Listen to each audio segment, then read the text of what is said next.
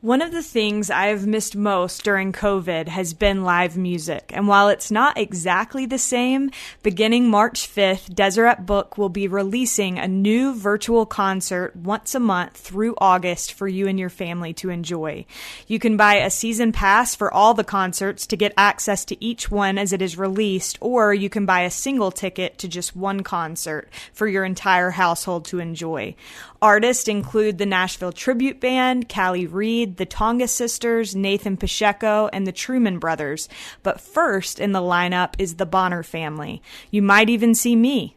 Okay, you will see me. I had the chance to join the Bonners for an on-stage interview, and believe me when I say this family is even more impressive live than they are on a recording. So be sure to go to DeseretBookPresents.com to get all the information you need to watch the concerts. Again, that's DeseretBookPresents.com. You're in for a treat. In his latest book, A Biography of President Dallin H. Oaks, Richard Turley writes that President Oaks' secretary, Margie McKnight, pointed out that removing the D from Dallin spells all in. She said she didn't know anyone who was more all in than President Oaks. Today, we talk with Brother Turley about what he learned from President Oaks about being all in. On the opposite end of the spectrum, we also talk with Brother Turley about two cautionary tales from church history that he has studied at length, the Mark Hofmann trial and the Mountain Meadows Massacre. Richard Turley has served as the church's historian and recorder, as well as the managing director of church public affairs. He has written multiple books, including his latest, In the Hands of the Lord, the biography of President Dallin H. Oaks.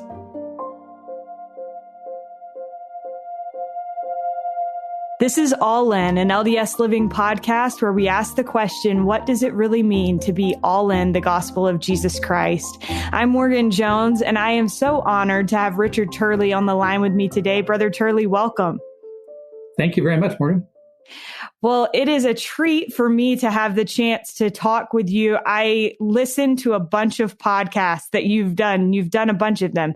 I listened to a bunch in preparation for this interview, and I want to kind of go through some of the different experiences that you have had leading up to this biography that you've just finished about President Oaks. And so we'll kind of work our way from the past to present. But first of all, you became the assistant managing director of the historical department of the church in a pretty wild way. Can you tell us, I understand you basically were cold called. So can you tell us a little bit about that and how that came to be? Sure. I loved church history as an avocation, as a hobby. It's something that I picked up when I was 15 years old. Our stake where I was living in Washington had a New Era Bowl, and one of the New Era magazines that year had to do with Joseph Smith, and so I just devoured it, and I thought, well, this is pretty interesting stuff. And so I began to study church history far deeper than most teenagers had, and I continued that interest well into my college years. I did a BYU honors program thesis, if you want to call it that, a senior project on a church history subject.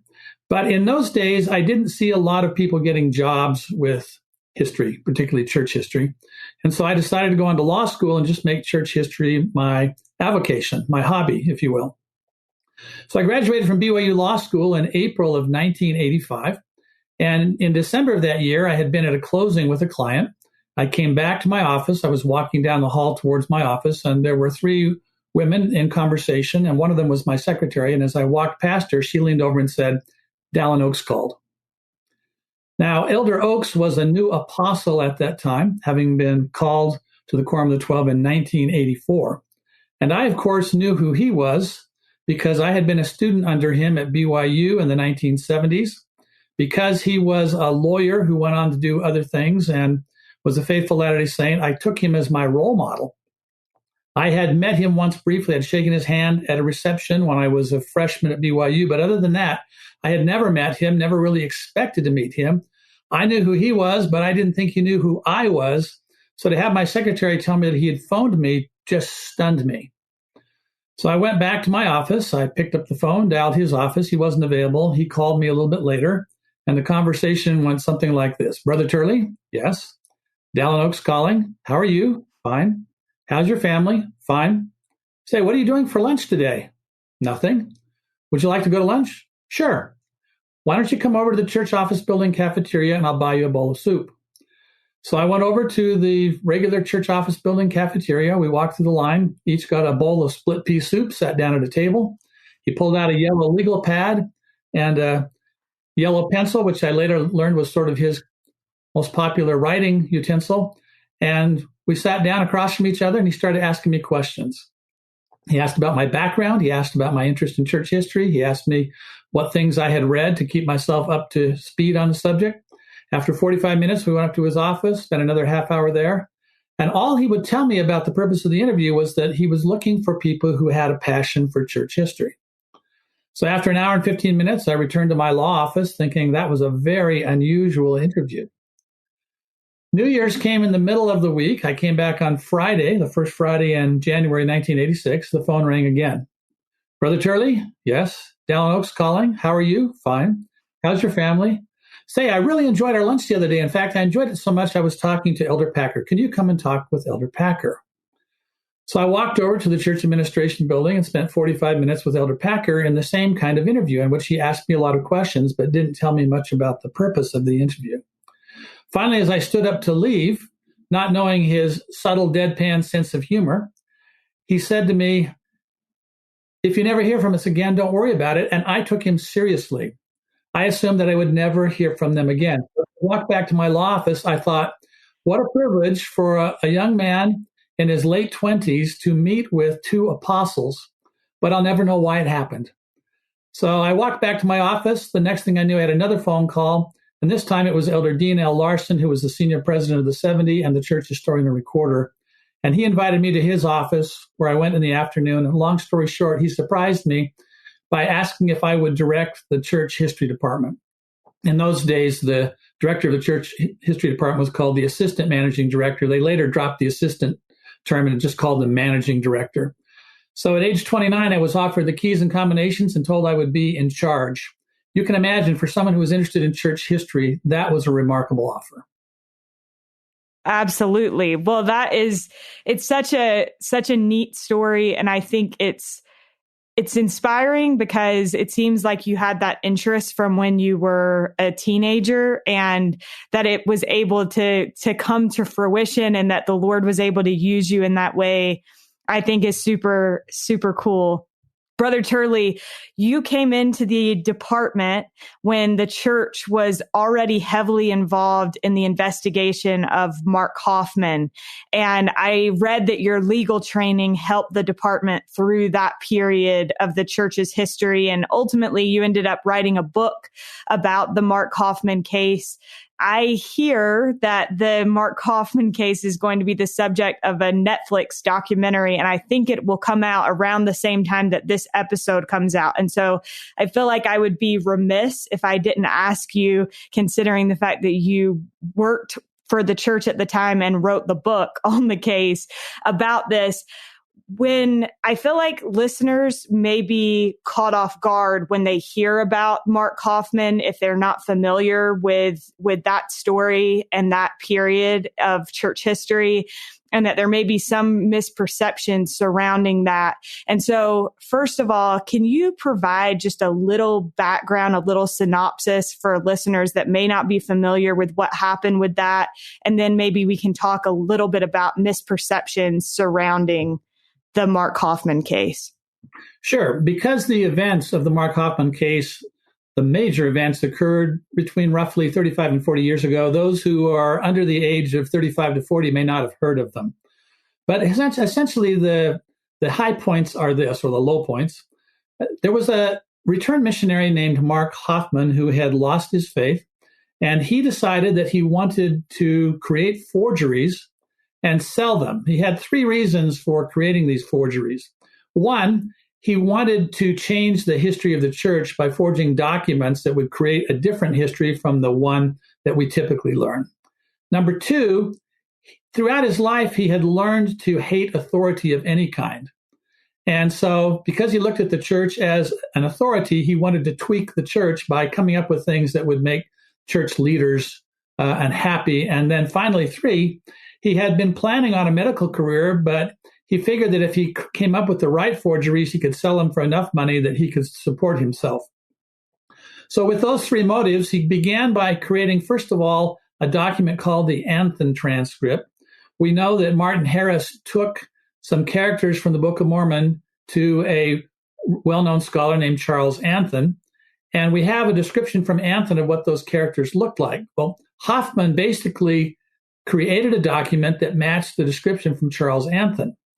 And unbeknownst to people around him, this young man had done a lot of studying of forging, and so he knew how to create a forgery that could essentially be undetected or not detected easily. So he pretended to discover that document in an old Bible that he had purchased that supposedly came from a Joseph Smith relative, Joseph's sister, Catherine. And he opened that in front of his wife, and then it was stuck between the pages, and he took it to an archivist at Utah State University where he was going to school, and the archivist helped him open it.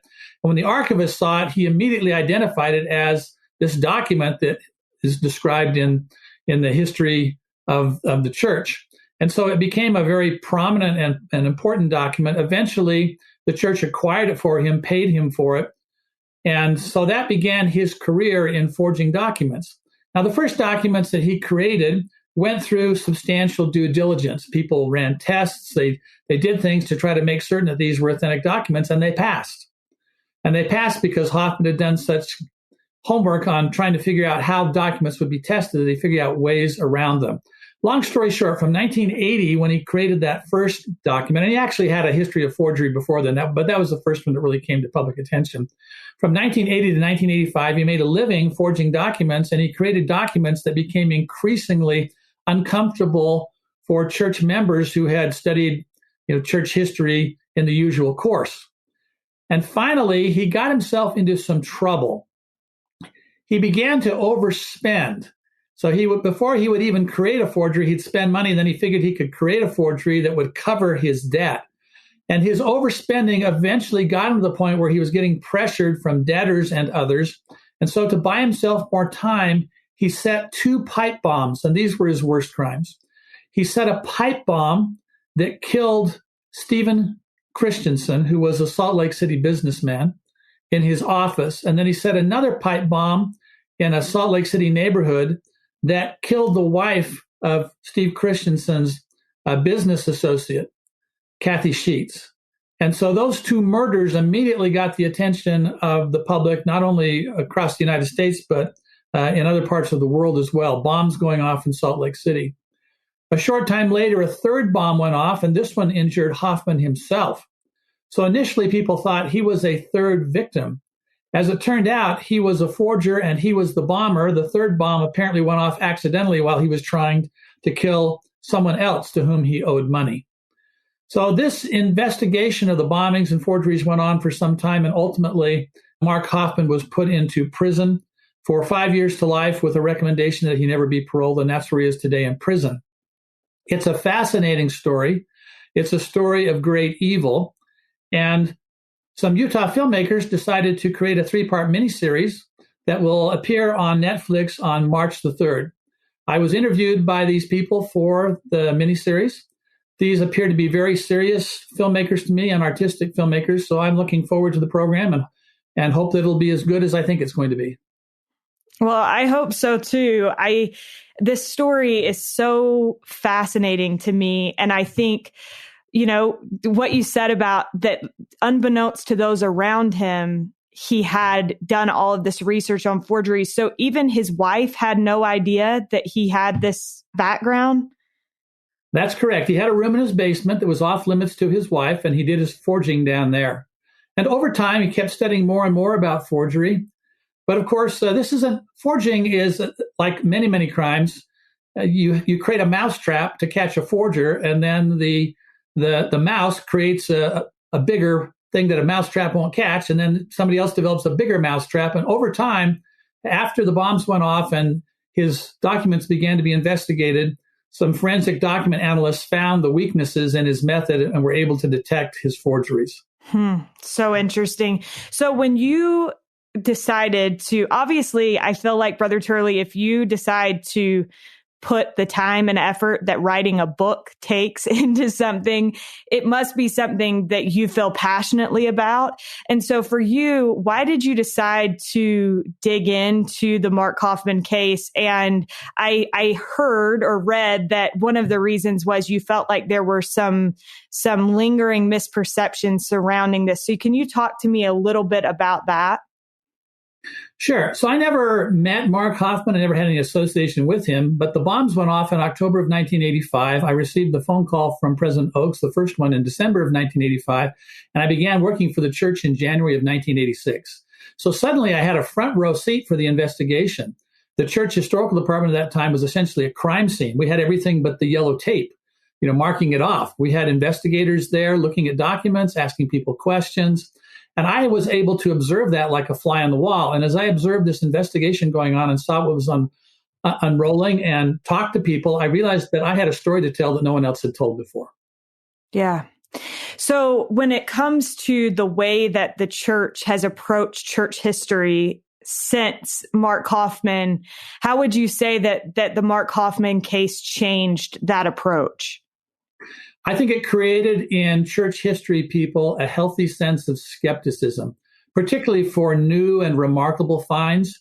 When something comes out that appears to be extraordinarily remarkable, I think that's the time when you may resist temptation to either accept or reject something and instead look carefully at it to answer first the question, is it authentic?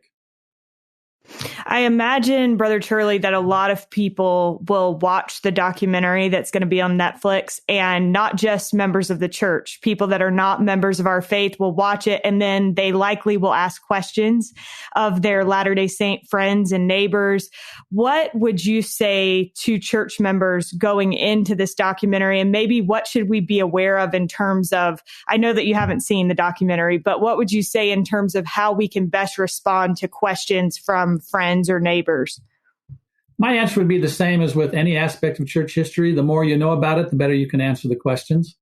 So I would recommend, I wrote a book. I don't want to recommend this book because I want you to go out and buy it. Rather, go to the library, check it out, and read Victims, the LDS Church and the Mark Hofmann case. It'll tell you all about the inside story from the perspective of the church employees and church leaders who were involved. Perfect. Thank you. Another tough topic in church history that you have taken on and written about is the Mountain Meadows Massacre. And I think that one thing, Brother Turley, as I prepared for this interview and researched the things that you've worked on, I really admire your willingness to kind of confront these tough things and dark moments from church history head on. And so when you decided to write about the Mountain Meadows Massacre, why was that something that was important to you to do? I became deeply interested in church history in my mid-teens, and by the time I had graduated from high school, I knew far more about church history than most members of the church know today. I continued that study through my college days and learned a lot more. And the more I learned about church history, the more textured it became to me. Often we learn about a subject, any subject, physics, literature, anything, and at first we might get a sort of even tone to what we're reading. And the more we study it, the more detail we see, the more texture it has, the more interest there is in it in many ways. And so I saw church history as more and more interesting, but I also saw people who, rather than step back and look at the totality of the picture, like a giant tapestry on the wall or a giant jigsaw puzzle, they would focus on a single piece. So imagine having a 1,000,000-piece jigsaw puzzle that you're putting up on the wall, one piece at a time. And as you get the various pieces, you can step back and look at the whole picture and see this wonderful tapestry that has some interesting texture to it as well, including some areas that are not as beautiful as others.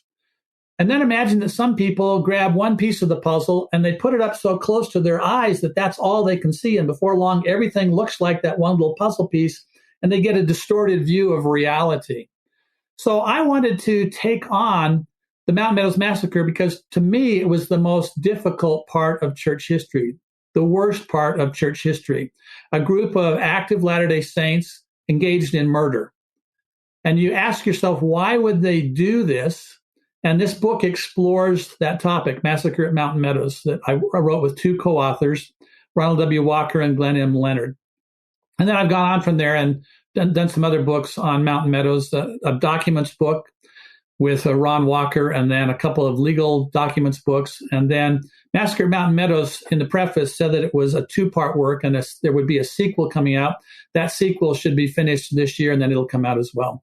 But the Mountain Meadows Massacre is a terrible event. It's one that people should understand. Gratefully, the Saints volumes deal with the Mountain Meadows Massacre and provide a clearer picture for church members than they've had in the past with many of the items that they've studied. Yeah. For those that may not be familiar with the Mountain Meadows Massacre, can you give us a quick synopsis of what happened with that terrible event? In 1857 and 1858, there was in North America a tension called the Utah War. This was a tension between Utah Territory and the federal government. The federal government sent U.S. troops to Utah, and Utah decided to resist those troops with its territorial militia, or what today would be called the National Guard. And so this tension occurred, and gratefully, the tension was resolved before there was all-out war. But that doesn't mean it was bloodless. In fact, what happened is during this tension, there were some extra legal events that occurred, vigilante events, if you want to call it that, in which people were hurt. And the worst of those was the Mountain Meadows Massacre. A group of California-bound pioneers from what we call the lower Midwest of the United States today were going through southern Utah, and for the reasons that we discuss in the book, they were attacked by southern Utah church members and killed. 120 people killed, men, women, and children, mostly women and children. You hear that on its face, and it's horrible. And the more you study about it, the worse you feel about it, because it's a horrific event. It should never have happened. The reasons for carrying out the event, even in retrospect, if you take them all as true, and they're not true, but if you took them all as true, there's not enough justification there to kill a single person, let alone an entire company. So it's the worst event in the church's history. But rather than hide such events, I think we need to face them, as people should in all of history, American history, world history, your family history, whatever it happens to be. And as I said, when you look at things as they are and take them in all their truth, and then put them against this background of the totality and see the entire history, then you get a better view than if you myopically just look at one piece of it. Yeah. I think, Brother Turley, one thing that strikes me as I listen to you talk about these things is that, with Mark Hofmann, there were people that said, how would church leaders not know that these were forgeries? And in this case, you have people that are like, why would active church members do something so terrible? And I think that there are important lessons for us to learn from these things. For you, how do you research and get so deep into these topics and maintain faith and testimony? And how do you suggest that other people do that as well? I think two answers to that question. One is I try to maintain an eternal perspective. As I said, I don't get caught up in this intense myopic focus. Instead, I step back and see things in their totality against the larger background.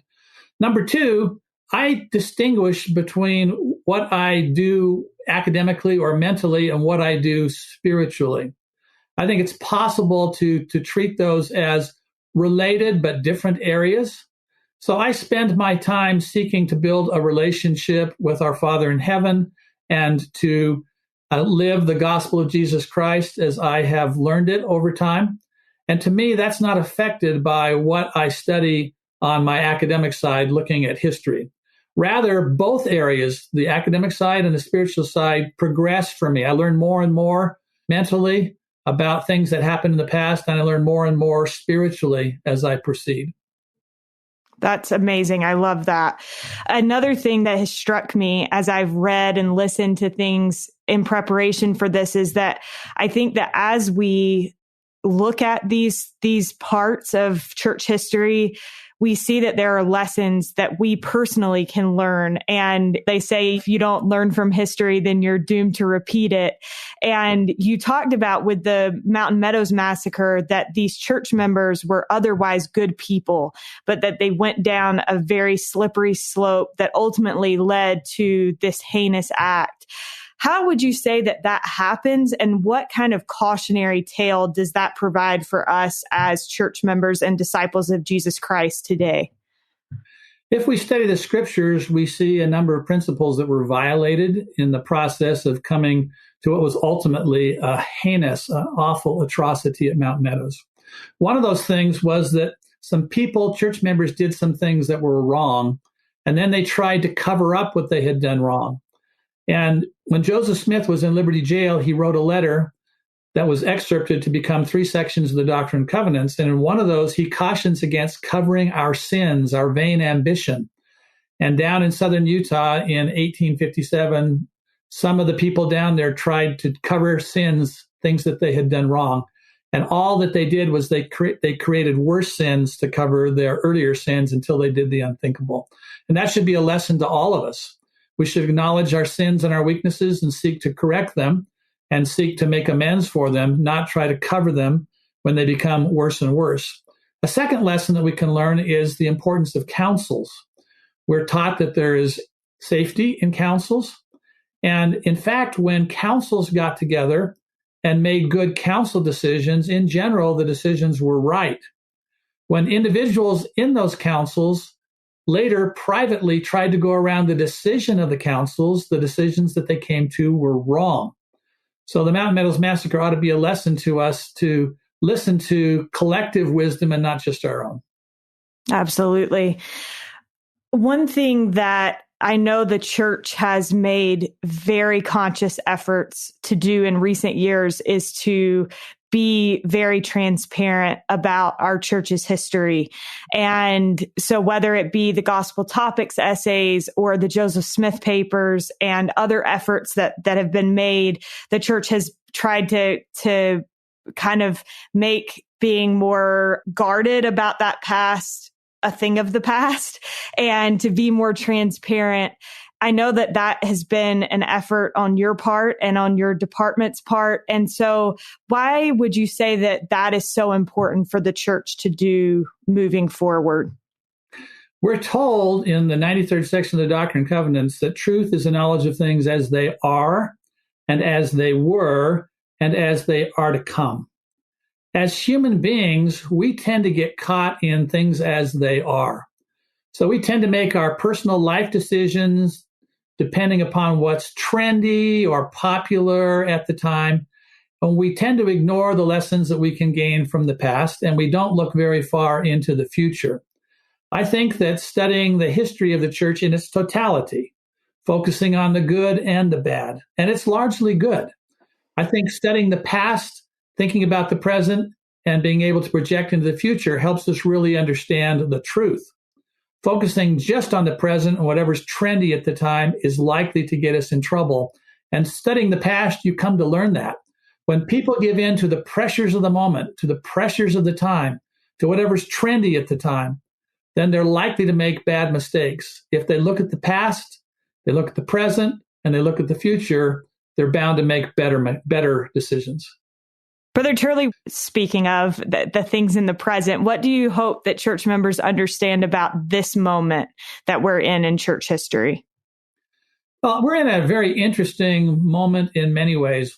For one, we are becoming a truly global church over time. When I was born, the church was largely a United States organization and largely centered along the Wasatch Front and mostly in Utah. Now the church is becoming truly global. We have church members and leaders from around the world. And that, I think, is a good reason why all of us should try to look outside of our own cultures, our own circumstances, our own situations, to see things the way that God sees them. You know, he doesn't see them from just within a single culture, a single geographical culture. He sees the entire world and he sees how people function. My wife and I lived in Japan, where I had also spent a couple of years as a missionary, and we learned that there were some things that the Japanese did that were better than the way we did them as Americans. And, you know, if you're ethnocentric, if you're basically focused on your own culture, then you think that you're superior to everybody else. I think there's a great deal of humility that comes when we begin to think globally. And there's also a great deal in terms of gospel growth that we can have if we think globally. If we think globally, we stop thinking about other people as the other and begin to think of us all collectively as human beings, and to exercise charity instead of jumping to quick conclusions based on our prejudices of the moment. For sure. I think that is something, that's a lesson that all of us are continually striving to learn. And it definitely helps as we broaden our perspective. I want to now talk about your newest project, which is this biography of President Oaks. And I want to start, I guess, because you've already told us a little bit about your background with President Oaks. This is kind of a full circle moment for you. So how did you end up taking on this project to do President Oaks' biography? So I first met President Oaks seriously. As I mentioned, I'd shaken hands with him briefly earlier, but I first met him seriously in that interview I mentioned earlier in this podcast. And I came to work with him. It turned out that he was one of 2 Quorum of the 12 advisors to the Church History Department. So when I accepted this new role, I accepted also the opportunity to work closely with him. And I've worked with him now for nearly 3.5 decades. And as I say in the preface to the book, the biography is as much a product of my observation as it is a product of my research, which was intensive. So I came to know President Oaks firsthand as a work associate, as a friend, and as a church leader. And I've written a biography that reflects how I see him. How did I actually come to write it? Well, a little over 4 years ago, he invited me up to his office and said that he was considering having a biography written, and he wanted me to think about whether I might not want to write it. He didn't want to pressure me into it, and he wanted me to be able to say no if I wanted to say no, but I didn't want to say no. I looked at this as a wonderful opportunity, and I jumped at it. I love the title of the book, In the Hands of the Lord. How did you choose that title? To me, it was a wonderful phrase that came out of his answer to the call of President Gordon B. Hinckley to become a member of the Quorum of the 12 Apostles. It was an interesting set of circumstances. It was general conference time, but President Oaks had other responsibilities that took him somewhere else, took him to Arizona, and he was serving as a moot court judge. And after the competition, he was at a Mexican restaurant, and it was quite noisy. There was a mariachi band playing in the background, and he got called to a telephone near the cash register. And the person on the end of the line was President Gordon B. Hinckley. And President Hinckley asked him where he was and then just said, well, call me when you get back to your hotel. So he called him, and President Hinckley, who was famous for not taking a lot of time or beating around the bush, but going directly to the point, President Hinckley called him to be a member of the Quorum of the 12 Apostles. And you can imagine that Elder Oaks, then Justice Oaks, was shocked. He had a career in the law. He was expecting to spend the rest of his working life as a lawyer. And suddenly he's called to be a member of the Quorum of the 12. And he responds to President Hinckley by basically saying that his life and his future was in the hands of the Lord and the Lord's leaders. So to me, that response, that totally committed, all-in response, was an ideal title for the book, which reflects his life. Absolutely. I wanted to ask you, I've heard some people say that due to the unlikely route that you just alluded to, that President Oaks took to the Quorum of the 12 Apostles, I've heard some people say that he likely would be on the Supreme Court right now if he wasn't in the Quorum of the 12. Do you think that that's true? I remember as a young lawyer and as a law student watching the national media as media members speculated about who would be on the Supreme Court from time to time, and certainly his name was on the list, not just once, but repeatedly. So I think there's a substantial possibility that had he not decided to make the decisions he did that led him to become a member of the Quorum of the 12, he might be on the Supreme Court. As a matter of fact, as you'll see in the book, he had a colleague to whom he gave an opportunity that could have been his to serve on an appeals court, and that colleague later went on to become a member of the Supreme Court. Oh, wow. That's amazing. Brother Turley, when you initially start a project like this and you are trying to document someone's entire life up to this point, what is your initial approach? Where do you even start? Well, first of all, I try to begin with what I know and make an outline. And then I read voraciously. I'm a very, very active reader, and I read as much as I can. I have to prioritize. Of course, sometimes when you're dealing with a subject, there's so much information, you have to do a little bit of triage, decide what's most important, and go to that first and prioritize. So that's what I do. I prioritize, and then as I read, I continue to outline. And I basically create my outline before I start my actual writing, because if I don't do that, I end up overwriting.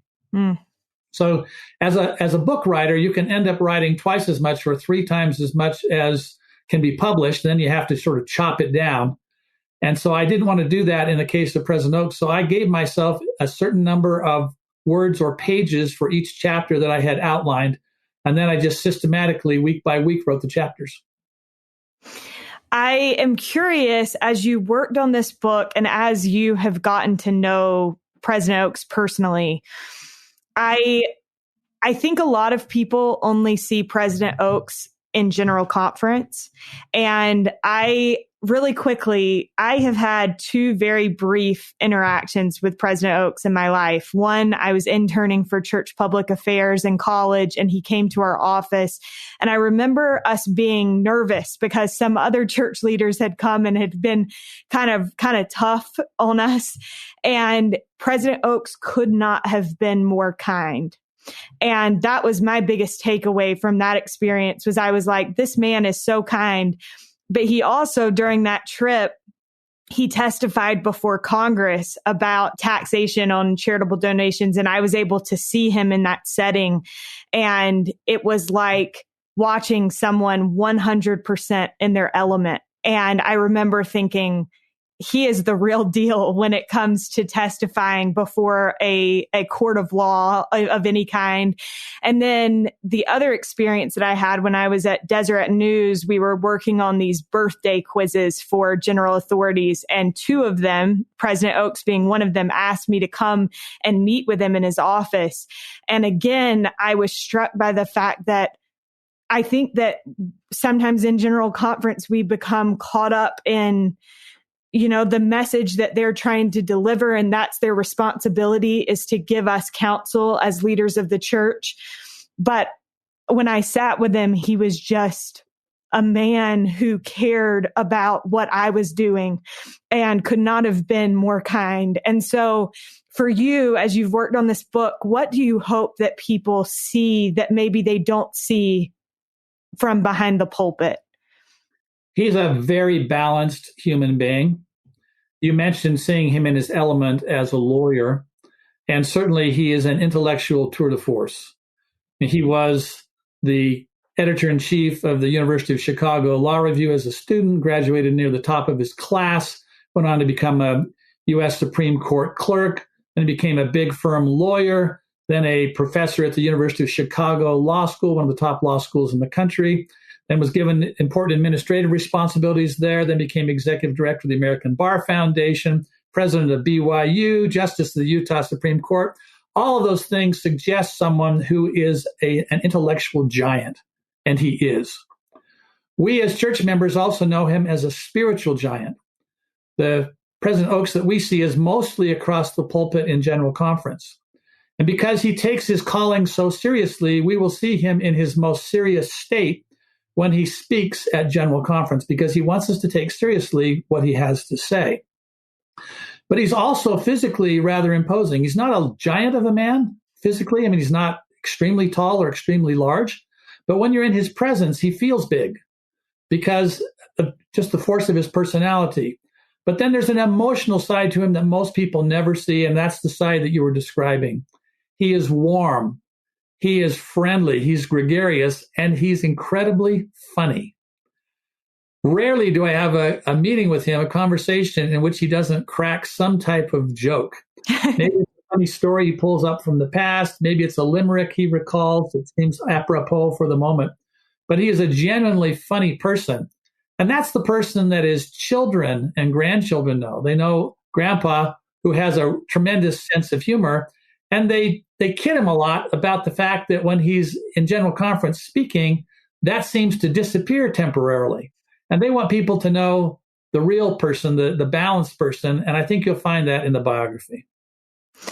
If you had to pick a few things as you worked on the biography that made an impression on you, and you had years of experience with him, what would you say those things would be? And was there anything that surprised you? There were many things that surprised me, even though I'd known him for 3 decades at the time I began writing it. I knew a little bit about his background, but I learned a lot more about his childhood. When he was very young, his father passed away. His father was a medical doctor and likely contracted tuberculosis from a patient and then eventually died of tuberculosis. That left his mother a widow. The pressure of losing her husband, taking care of small children and so forth led to a breakdown on her part, which essentially took her out of the home to recover for some period of time. His grandparents took him in, but you can imagine suddenly being deprived of the presence of both parents could be very difficult on a small child. So when he was in elementary school, he struggled, and he was taunted for not being very good at school. And to be able to see someone who was struggling in school bounce back from that to become the academic scholar and achiever that he was is remarkable. And it speaks to his work ethic. Hard work, I think, has been one of the most defining aspects of his life. He has learned that when you confront something that's difficult, maybe even seemingly impossible, you just go to work. And eventually, somehow, you get through it all. That's one of the things I learned. Another thing I learned was, again, how funny he was. In almost every stage of his life, he's saying or doing things that are funny, and much of his humor is self-deprecating. He tends to poke fun at himself. So, for example, when he's in the Philippines, a lot of the wives of general authorities who had been assigned there in the past had light hair. His wife had dark hair, and one of the Filipino women said, "We like you because of your hair color, which is more like ours." President Oaks told that story at a conference, and he said, "Well, what about me?" Of course, he has a hairdo much like mine. So much of his humor is self-deprecating. But I've also learned something I didn't know, and that is that before he became a member of the First Presidency and it became impractical, he had a quiet mission of letter writing. You know, we become aware of the quiet personal ministries of general authorities. We know that President Thomas S. Monson had a lifelong ministry to widows that he'd come to know over time. President Oaks has written thousands of letters over the years to comfort and console and counsel people whom he felt needed that and couldn't get what they needed from their local authorities. I was just visiting on Saturday with Ardith Cap, who has become a dear friend of mine. And she was showing me, she went to high school with President Oaks, and she has the entry that he put in her yearbook. And then she has a letter that they exchanged back and forth about how he said, You must have been prophetic. You wrote in my yearbook that I would be a great leader. And she said, well, then I was curious and I went and looked at what he had written in mine. And I said, you were an old man then. What teenage boy says you have a wonderful soul or a beautiful soul? And I think that, you know, she even said that that President and Sister Oaks had called to check on her and see how she was doing. And I think that he does a lot of things that people likely, again, don't see because they just see him in general conference. Brother Turley, this book, obviously a little bit different than some others that you have worked on. How would you say that working on this project has blessed your life? Well, because I have spent so much of my career unintentionally, but just as it happened, on subjects that are really quite terrible, you know, murder, forgery, crime, apostasy, those kinds of things.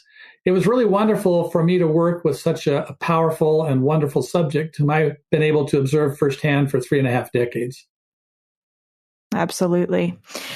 Brother Turley, as you worked on this book, what do you think that President Oaks teaches us about being all in the gospel of Jesus Christ? And then I'll ask you what it means to you to be all in. But first of all, what do you think President Oaks' example teaches us about that?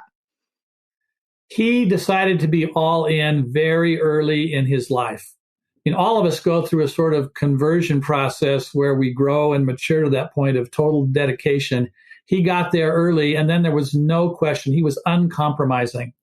As he raised his children, he would point to examples of people who were not all in and counsel his children about the things they were doing wrong and say to them, I hope that you don't follow that bad example, but instead go the right direction. He was meticulously honest in everything that he did. He was meticulous in making sure that everything he did was above reproach, that there was no appearance of evil in any way, and that there weren't any things that he did that could be misinterpreted.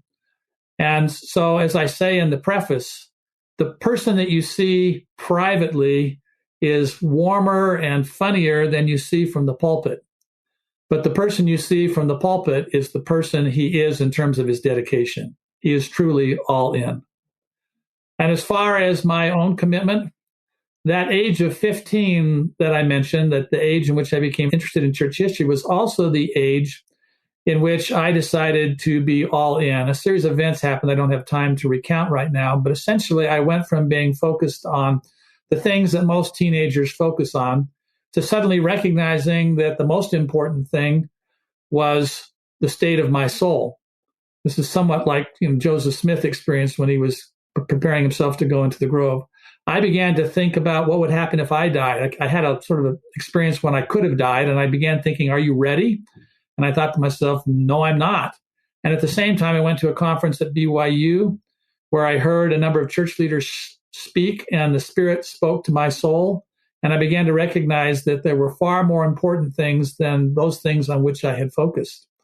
And so I committed myself at that time to live according to the principles that I had been taught, to have faith, to repent when I do things wrong, to make and keep covenants, and to exercise charity towards all people, treating kindly those who treat me unkindly, being kind to those who might not, reach out to me.